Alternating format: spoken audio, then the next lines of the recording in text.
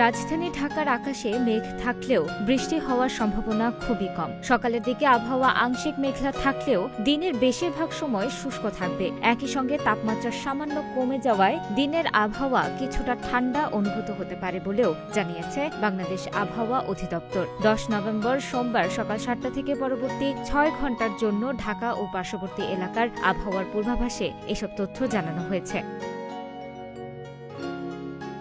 এতে বলা হয়েছে, আকাশ অস্থায়ীভাবে আংশিক মেঘলা থাকতে পারে, তবে আবহাওয়া প্রধানত শুষ্ক থাকবে। এ সময় দক্ষিণ ও দক্ষিণ পশ্চিম দিক থেকে ঘণ্টায় 8 থেকে 12 কিলোমিটার বেগে বাতাস প্রবাহিত হতে পারে। দিনের তাপমাত্রা সামান্য কমে যেতে পারে। অন্যদিকে গতকাল আবহাওয়া অধিদপ্তর থেকে প্রকাশিত সারা দেশের সম্ভাব্য পূর্বাভাসে জানানো হয়েছে, আজ সকাল 9টা থেকে পরবর্তী 24 ঘণ্টায় অস্থায়ীভাবে আংশিক মেঘলা আকাশ সহ সারা দেশের আবহাওয়া প্রধানত শুষ্ক থাকতে পারে। একই সঙ্গে সারা দেশে রাত এবং দিনের তাপমাত্রা সামান্য কমতে পারে।